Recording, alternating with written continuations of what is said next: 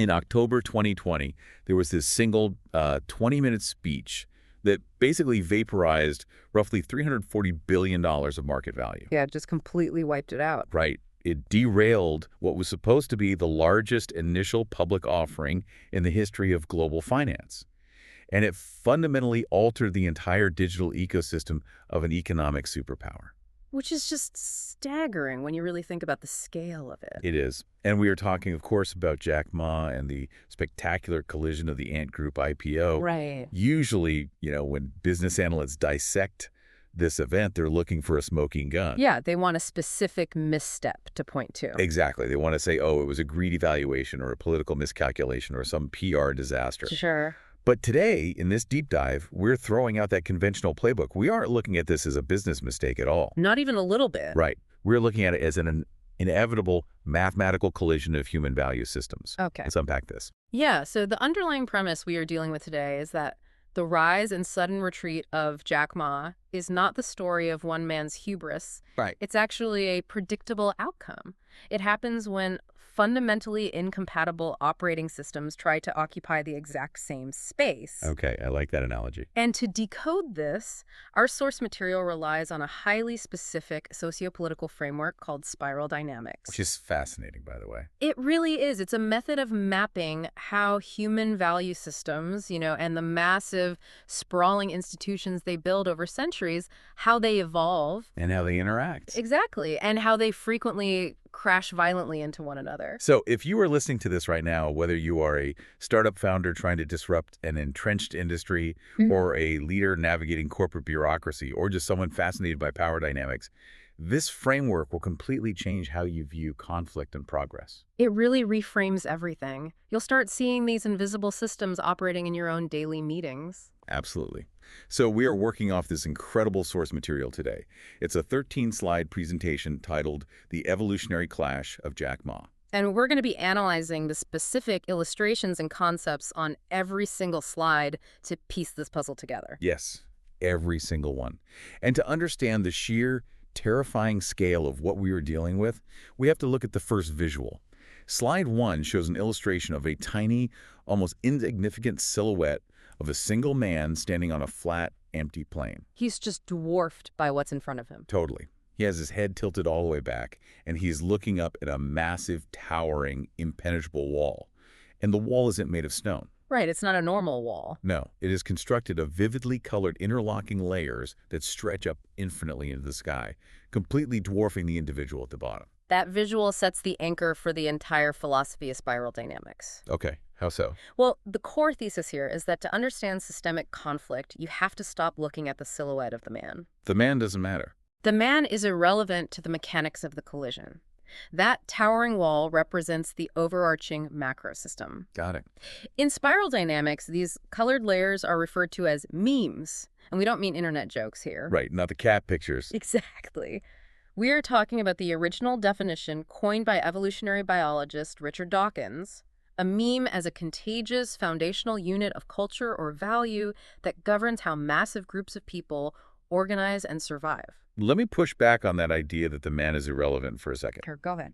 Because we naturally narrativize business as a boxing match, right? It's Elon Musk versus the SEC or Jack Ma versus the regulators. We do love a good David and Goliath story. We really do.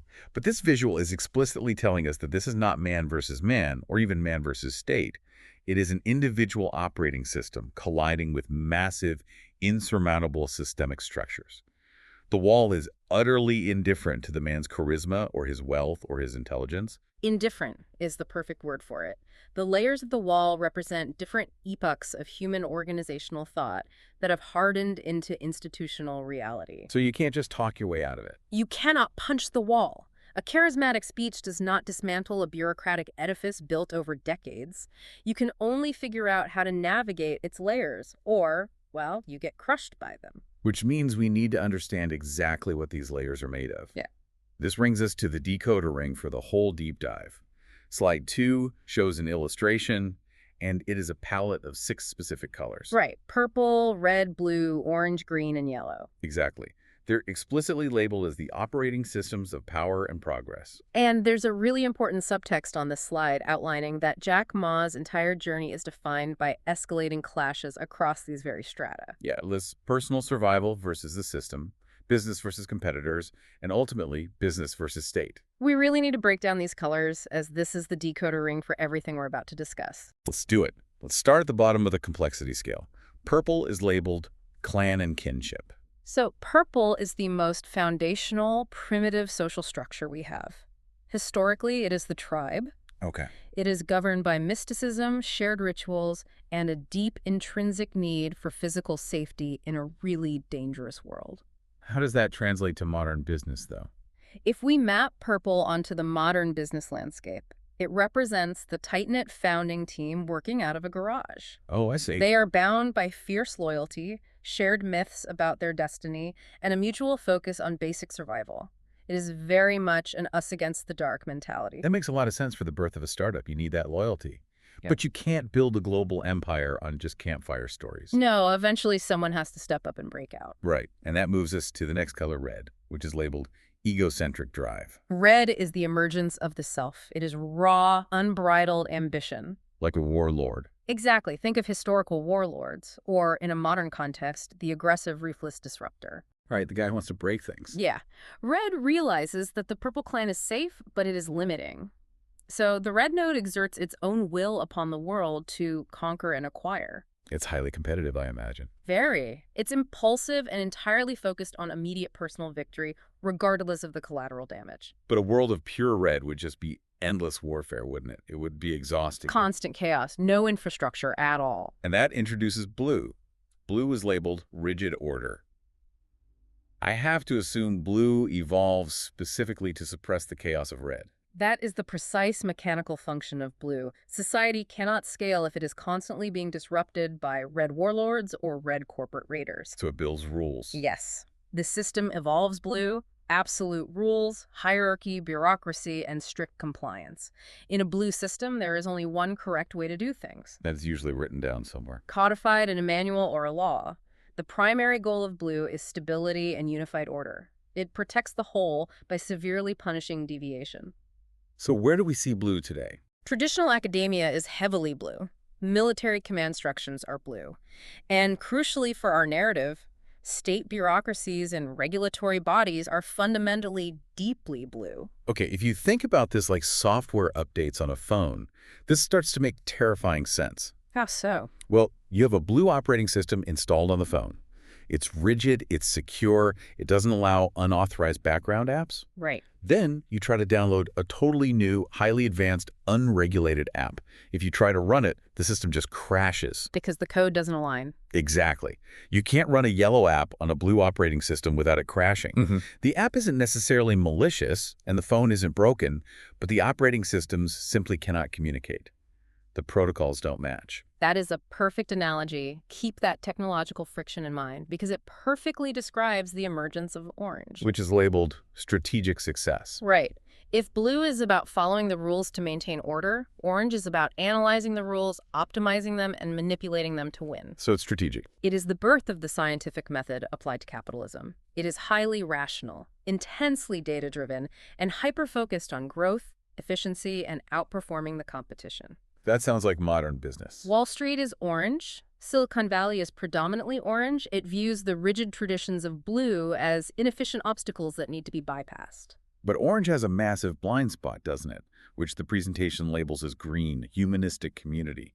If orange is just relentless data-driven growth, it tends to leave a lot of human and environmental wreckage in its wake. Precisely. Orange can build a trillion-dollar supply chain, but it might destroy a local ecosystem or alienate its workforce in the process. Enter green. Yes, green emerges as the systemic corrective. It values egalitarianism, empathy, ecological protection, and consensus building. It seeks to integrate and heal what the aggressive orange machine broke in its pursuit of scale. And finally, the absolute top tier on this slide is yellow, labeled systemic vision. This seems like a massive cognitive leap from the others. It is a profound shift in consciousness. A yellow operating system doesn't just play the game within one color. What does it do? It sees the entire board from above. It understands that purple clan loyalty, red ambition, blue structure, orange strategy, and green empathy are all necessary in different contexts. So it's flexible. Yellow is characterized by deep flexibility. It focuses on vast, interconnected systems like global data networks or artificial intelligence, and it possesses the ability to envision entirely new paradigms without the need for formal, rigid structures. Okay, wow. So we have players on the board, we have the colors. Now we need to see what happens when you start forcing these incompatible operating systems into the same physical space. Which brings us to the early days of Jack Ma. Right, and the presentation immediately throws us into the friction. Yeah. Slide 3 shows an illustration, and it is an incredibly violent, dynamic image. We see two jagged, flaming meteors, one colored purple, one colored red. And they are just streaking across the screen. Yeah, they are absolutely smashing into a massive, unyielding, solid, dark blue rectangular block labeled institutional order. Sparks are flying everywhere, the meteors are shattering, but the blue block doesn't even have a microscopic dent in it. This is the visual genesis of Jack Ma's early life, and it is a textbook example of systemic rejection. Unpack that for us. Well, the source notes detail that in his early career, Ma operated almost entirely on purple and red frequencies. He had that tight-knit clan mentality, which is purple. Gathering friends in his apartment, right? Yes, building something out of nothing with a loyal group. And he also possessed an incredibly fierce, egocentric drive for survival and breakout success, which is red. He was the ultimate scrappy outsider. Exactly. But the environment he was trying to penetrate, the Chinese academic and traditional labor markets of the late 80s and early 90s, was represented by that giant block of dark blue. And the outline points out that those institutions demanded standardized order, strict rules, and adherence to a single correct line. Right. They were highly codified, blue-dominant systems. The question you have to ask is, what mechanistically happens when raw, unregulated red ambition hits a system designed exclusively for blue compliance? It's not a negotiation, is it? No, it is catastrophic fiction. The blue system looks at the erratic, highly energetic red node and fundamentally rejects it. Because it's a threat to the standard. The system's integrity relies on standardization, and Jack Ma was entirely non-standard. The blue system fundamentally rejected the purple-red outlier. This completely reframes the popular mythology of his early failures.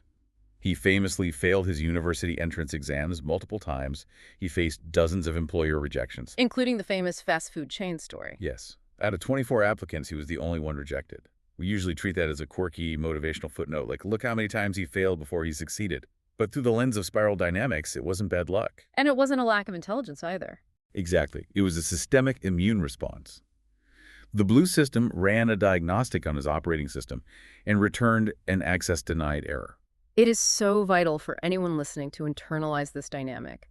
When you face institutional rejection, whether it is a venture capital firm passing on your pitch or a corporation denying you a promotion, you have to analyze the colors. That's a great point. Often, a rejection is not a reflection of your underlying capability or the quality of your ideas. It is simply a profound mismatch of operating systems. Right. If you speak red and they speak blue, they can't even hear you. Exactly. A purely orange idea pitched to a purely blue compliance committee will fail 100% of the time, not because the idea is bad, but because the receiver cannot parse the data.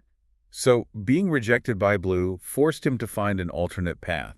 He bounces off the blue wall. He had to. And the outline notes this leads to his independent English study, acting as a tour guide, and eventually starting his early translation business. He literally had to build his own micro-ecosystem because the existing macro-ecosystem wouldn't let him in the door. He was a rogue node operating on the fringes. But what happens next is what elevates him from a scrappy entrepreneur to an architect of global power.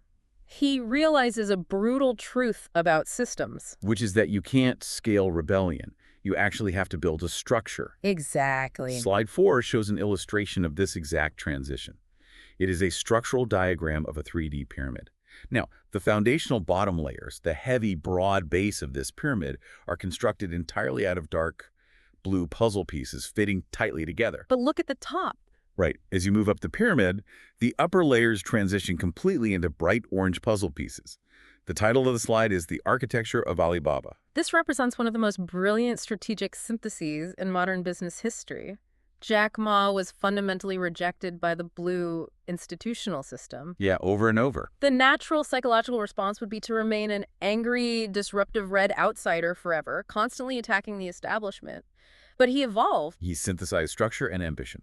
Exactly. He realized that pure ambition and pure strategy, orange and red, cannot scale in a vacuum.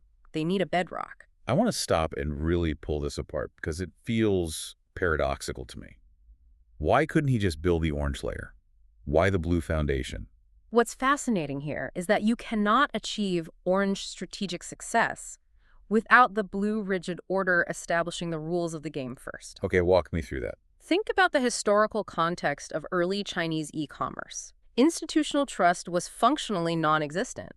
As a buyer, you didn't know if the seller on the other side of the screen actually had the goods. And as a seller, you didn't know if the money was real. Precisely. And crucially, there was no reliable, fast-acting, digital legal framework provided by the state to protect you if you got scammed. So it was the Wild West. Pure transactional freedom, which is orange, collapses into chaos if there is no underlying foundation of trust. So the tech company actually had to become the regulator. The blue layer, this foundation in the pyramid, represents absolute trust and order. The outline specifies this was the creation of Alipay to enforce secure, correct transactions and transparent platform rules for small businesses. Because the state's traditional blue system hadn't yet caught up to the digital realm, Alibaba had to build a private digital blue system of its own. Mechanistically, Alibaba had to become a strict, unyielding blue enforcer before it could become an orange merchant of growth. The rules of Alipay were absolute. They had to be. Once those dark blue puzzle pieces were locked into place, millions of users inherently trusted that the system would not fail them. And once that trust was established, the orange engine could ignite. Exactly. And that orange upper layer is the aggressive strategic growth, capitalizing on market share, attracting global giants like Goldman Sachs, SoftBank, Yahoo, culminating in the historic NYSE IPO. It is the perfect synthesis. The blue base ensures the structure doesn't collapse under its own transactional weight, allowing the orange engine to push the limits of scale. But there is a secondary consequence to building a massive, highly efficient orange engine, isn't there? Oh, absolutely. Once you achieve scale, you inevitably attract the attention of other massive orange entities operating in the same territory. And that leads to the market war. Slide 5 shows an illustration of a violent collision. But unlike the meteor hitting the wall, this conflict is symmetrical. We see a set of thick, sharp orange arrows rushing in from the left, crashing directly into an identical set of thick, sharp orange arrows rushing in from the right. On equal footing. Exactly. In the center, where they meet, there is an explosion of geometric sparks. This represents Alibaba versus eBay and traditional banking institutions. This was a pure orange versus orange conflict, and that symmetry completely changes the nature of the fight. Because they speak the same language. Yes. Both sides operated on the exact same core logic strategy, growth, and market domination. When young Jack Ma hit the blue academic wall, it was an ideological mismatch. But here, Alibaba is operating as an orange entity, and eBay is operating as an orange entity. It's a mirror match. Exactly. They are both playing chess. One player is just trying to think 3 moves ahead of the other. There's no existential misunderstanding of the rules. So how did he win? The resolution here is that Ma didn't break the system to win.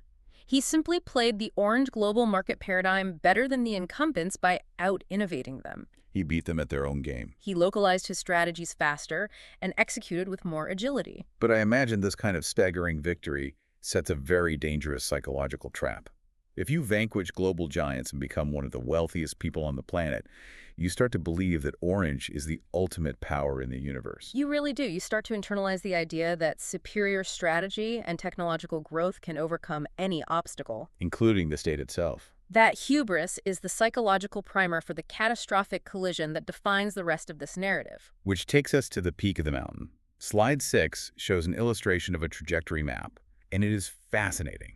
We see a thick orange curve rising sharply upward from the bottom left, representing that incredible phase of strategic growth. But look at the barrier. Yeah, halfway up the slide, there is a solid, heavy horizontal black line stretching completely across the frame. It looks like an absolute boundary. The orange curve crashes right through this black line, shattering it. And as it emerges on the other side, it transforms into a bright yellow curve. This is the visual representation of reaching the visionary peak. It encapsulates the story of Ant Group leading up to the fateful year of 2020. The outline points out that the pre-2020 orange peak was the pursuit of becoming the world's largest financial entity, Valuing the IPO at $35 to $37 billion. and aiming for a $1 trillion market cap.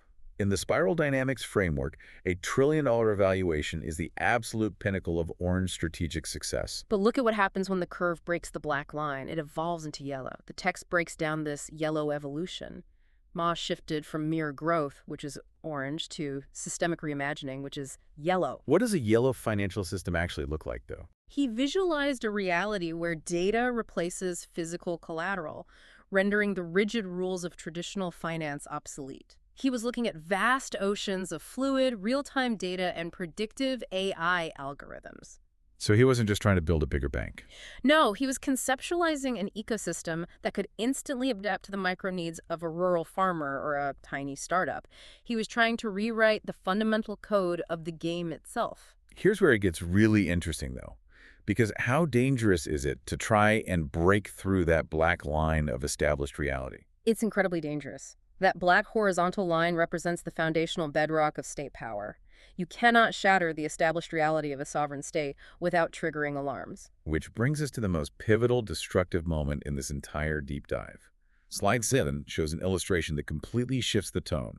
We have this complex, highly fluid sphere made of swirling orange and yellow, and it is violently colliding with a massive, monolithic, unyielding wall of solid dark blue. The fatal miscalculation. Exactly.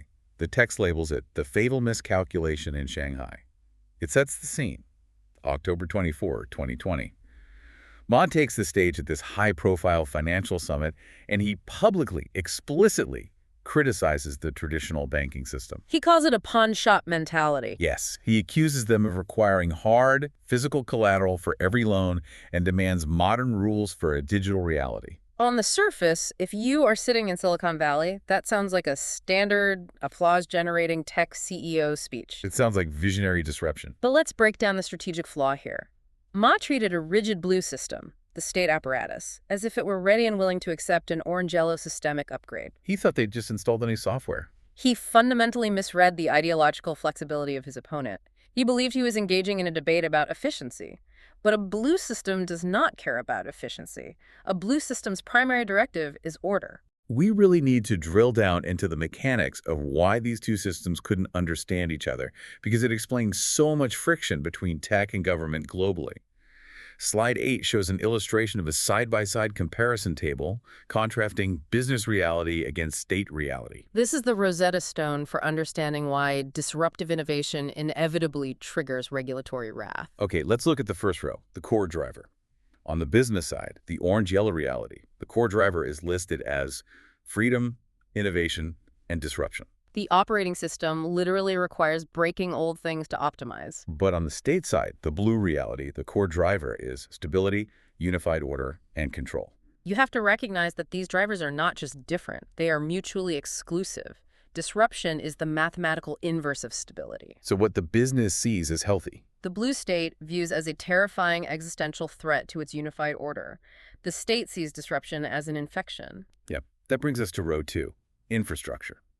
The business reality is built on fluid data and predictive algorithms. Right, it's invisible and borderless. But the state reality is built on institutional rules and strict compliance. It is documented, it is physical, and it is intentionally designed to be slow.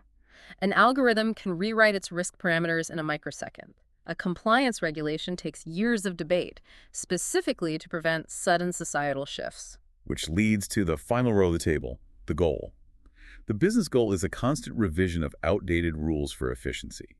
But the state's goal is the protection of a single overarching national mission from unauthorized change. Unauthorized change is the crucial operating concept for the blue system. It demands that any progress occurs strictly within its permitted controlled parameters. You know, for everyone listening, I want you to reflect on times you've pitched a disruptive orange idea to a compliance-focused blue boss or department. Oh, we've all been there. Right. You are pitching efficiency and they're looking at you with panic. Your goal is optimization. Their goal is risk mitigation. You can map this billionaire struggle directly to everyday corporate friction. It is the exact same structural friction. Jack Ma pitched a yellow revolution that would dismantle their control and expected applause. And the blue system reacted exactly the way a blue system is designed to react.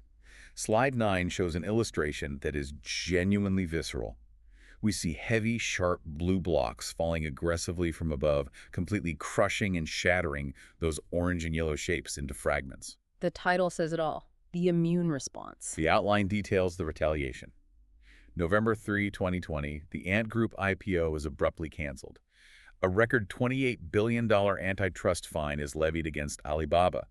Monopolistic models are strictly limited and collective management is imposed on Ant Group. Look at the mechanical precision of that response. This wasn't just a regulatory fine.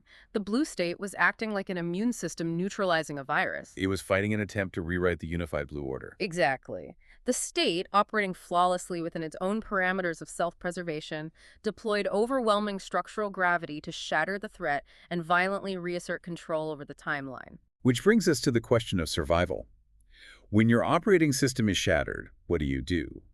Slide 10 shows an illustration of a structural metamorphosis. We see a solid orange pillar labeled Strategic Leader, fracturing and morphing into a sprawling, horizontal network of green, purple, and yellow nodes labeled System Observer. This slide is a masterclass in systemic adaptation. Jack Ma was forced out of his orange role as a world-changing strategic leader. If he had fought back publicly, he would have been crushed into dust. Orange was the identified threat vector. He had to abandon it completely to survive. He had to pivot into other colors. The outline breaks this down. First, green, which is integration. Yes. Philanthropy with the Jack Ma Foundation, ecological protection, humanistic community building. Green is non-threatening to the blue state. He moved from being a force that disrupts to a force that attempts to heal. Then there is purple, labeled Return. Retreating to a small group, focusing on family and localized teaching at rural schools, he made his world incredibly small and safe. But the visual also shows yellow nodes, labeled Retention. Why keep yellow if it's what got him crushed? Stripped of formal power, he retains high-level systemic understanding, transitioning his focus toward AI training and observation. He is still seeing the vast, interconnected future, but as a passive observer, not a loud combatant. He went from kinetic energy to potential energy. That is an exceptionally precise way to understand it. So let's look at the entire timeline in one frame. Slide 11 shows an illustration mapping spiral dynamics complexity against time, showing the meteors, the pyramids, the collision, and the network, all on one continuous wave. This synthesizes the whole journey across 4 epochs. Epoch 1, escaping the rigid blue system in his early career. Then Epoch 2, outcompeting orange rivals on equal terms during the growth phase. Epoch 3, the fatal clash of digital flexibility versus state control at his peak influence. And finally, Epoch 4, the transition from system leader to system observer in the post-clash phase. So what does this all mean? How do we make sense of a trajectory that goes up, crashes, and goes sideways? Well, the traditional narrative is that progress is a straight line upwards, but this deep dive proves that's an illusion. Which brings us to the philosophical core. Slide 12 shows an illustration of a staircase that goes up, but then loops back onto itself into a continuous horizontal circle. The title is Rethinking the Nature of Progress. This is the core insight of spiral dynamics. Conflict doesn't always result in a triumphant move up the ladder. In the short term, heavily entrenched blue system state power can and will overpower higher-order orange-yellow systems of agile innovation. It is the triumph of mass over velocity. If a blue system decides a yellow vision is a threat, it will use its massive institutional gravity to crush it. However, defeat by a lower-order system doesn't destroy higher consciousness. Exactly. It simply forces it to adapt into new, non-threatening horizontal roles to ensure survival. You wait for the macro system to slowly evolve. So how do we actually use this? Slide 13 shows an illustration of 3 strategic icons for modern leadership. Let's translate this epic story into actionable advice for the listener. The first icon shows 2 colliding circles, orange and blue. This means predict systemic clashes. Anticipate exactly where highly innovative data-driven units will intersect with rigid corporate or state compliance structures. Map the friction points before they ignite. The second icon is a set of culturally integrated 3D blocks. Design culturally fluent strategies. Don't just rely on aggressive success. Build communication frameworks that explicitly respect and integrate institutional value systems. You have to translate yellow vision into blue compliance language. And the third icon is an arrow curving to avoid a barrier. Master the art of role shifting. Recognize inflection points where a business cannot win against a macro system. Train leaders to fluidly shift from disruptor to collaborator or observer to survive systemic pushback. Survival is the absolute prerequisite for future innovation, It really is. which leaves us with a final provocative thought. We are entering an era of AI and decentralization, highly yellow concepts. Designed to operate with zero central control. If an entrenched blue system can forcefully shut down an orange-yellow financial giant today, what happens when truly autonomous yellow technologies collide with blue state structures tomorrow? Who actually wins the long game? When borderless fluid force meets the geographically bound immovable object, that is the collision that will define our lifetimes. Thank you for joining us on this deep dive. View your own workplace and world through this colorful, complex lens. We'll see you next time.